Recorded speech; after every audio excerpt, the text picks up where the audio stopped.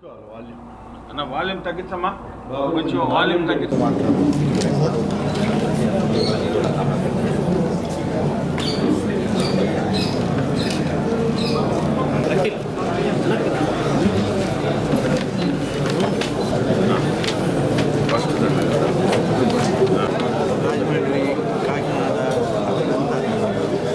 దాదాపు 7 కార్యక్రమాలు చేయాలి.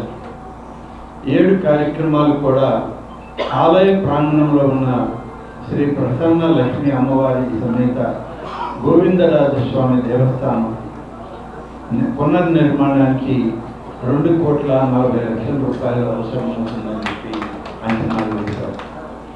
ఆలయ ప్రాంగణంలో ధ్యాన మందిర నిర్మాణం 1,35,00,000 రూపాయలు అవసరం అవుతుందని చెప్పి అంచనాలు వేయడం, ఆలయ ప్రాంగణంలోని పురాణ కాలక్షేప మండప నిర్మాణానికి 1 కోటి రూపాయలు అవసరమవుతుందని చెప్పి, అలాగే వాహన పార్కింగ్ నిర్మాణానికి 57 లక్షల రూపాయలు, ఆలయ ప్రాంగణంలోని కోనేరు దగ్గర అక్కడ ఉన్నటువంటి మరుగుదొడ్లు, స్నానపు గదులు, వచ్చేటువంటి పోయేటువంటి భక్తులకి అన్ని సౌకర్యాలతో 36 లక్షల రూపాయలతో ఏర్పాటు చేయడానికి, 7 కోనేర్ల దగ్గర మరుగుదొడ్లు, స్నానపు గదుల నిర్మాణానికి మరొక 36 లక్షల రూపాయలు, ఆలయ ప్రాంగణంలో అన్నదాన భవన నిర్మాణానికి 2,70,00,000 రూపాయలు, మొత్తం మీద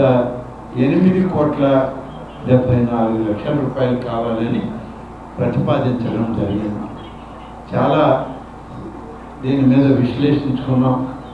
మా సీనియర్ అధికారులు, అడిషనల్ కమిషనర్, అలాగే కమిషనర్ ఎండోమెంట్స్, చీఫ్ ఇంజనీర్లు, ప్రిన్సిపల్ సెక్రటరీ ఎండోమెంట్ డిపార్ట్మెంట్ అందరితో కూడా సమీక్షించుకున్న తర్వాత ఈ మొత్తాన్ని మంజూరు చేయాలని చెప్పి ఒక నిర్ణయం తీసుకొని ఇవాళ మంజూరు పత్రాన్ని తీసుకొని ఈ ఆలయానికి రావడం జరిగింది.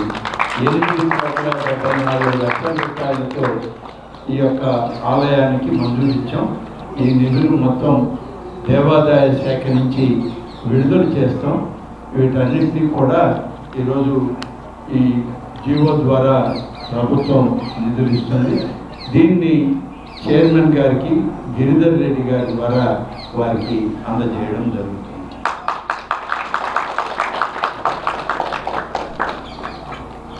త్వరలోనే మొదలు పెడతాం. ఒక మంచి ముహూర్తం చూసి దీనిలో కొన్ని ప్రాధాన్యత కలిగినటువంటివి, కొన్ని సెకండ్ ఫేజ్లో తీసుకునేటువంటివి ఉన్నాయి.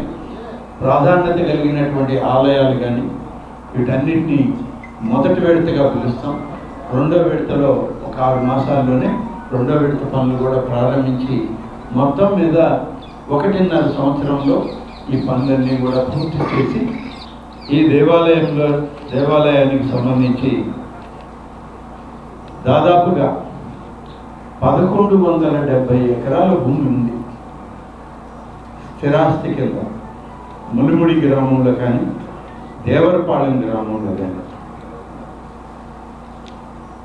ఈ 1,176 ఎకరాల భూమిలో ఇప్పుడు కొంత భూమిని, అంటే